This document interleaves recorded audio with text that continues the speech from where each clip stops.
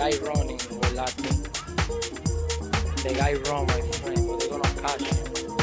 You see that, my friend? They're gonna go get him. They're gonna go get him, my friend. Look. What's up, fam? It's your boy Demuir here, purveyor of all sounds underground. Thank you for joining me on this YouTube Tuesday, where today we will be discussing remix requests versus OG. And I'll get a little bit more into that later on. But before we jump into things, what I need you to do is to hit the subscribe, like, and if you want to engage in a conversation, be sure to comment as well. And don't forget to hit the notifications bell. I almost missed that there. So thank you. Let's get into things. All right, so let's jump into things. This is a quick and easy one, but it's a situation that happened to me very recently around a remix. So if you remember my video on handling remix requests, I gave some specific tips on how to achieve that.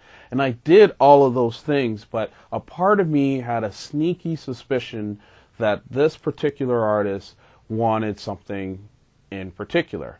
And if you know my music catalog, especially when it comes to remixes, whatever comes out of me just comes out. And I make it very clear to whoever's requesting a remix that I'm not into changes or recalls as these back in the day.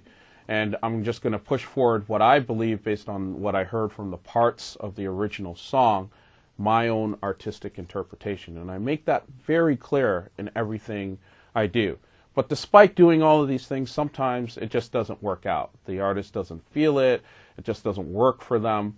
And what comes out in a conversation, which is the point of this particular video, is we thought you were going to do something like this, or take it in this direction, or do something more modern. And I hate to sound a little sarcastic with that, but that is the whole point of when I ask, what are you looking for in a remix?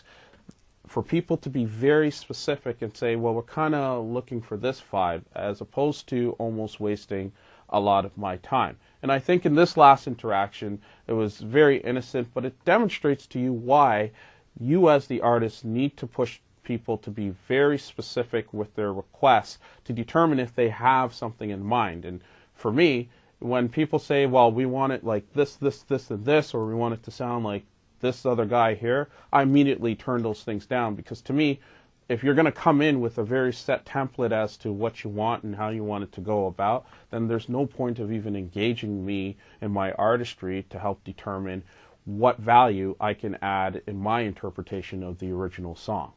So you got to look out for those things. So if you're wondering what my answer was when I received the feedback, my response was, okay, well, sometimes these things just don't work out, and I won't be doing another version of the remix. And it's purely for the fact that I respect my time. I know if I invest another 10 to 15 hours doing another version of a remix that this particular artist wants, and it feels like it's not clear as to where they want to go with it, and you're just leaving it up to subjectivity, I value my time so much that I don't even want to put myself in a risk of losing any of it.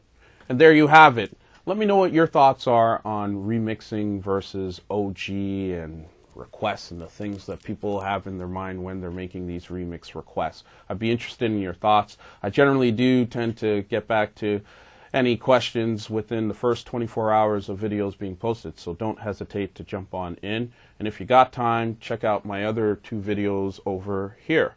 And don't forget to hit the subscription button below me. Peace.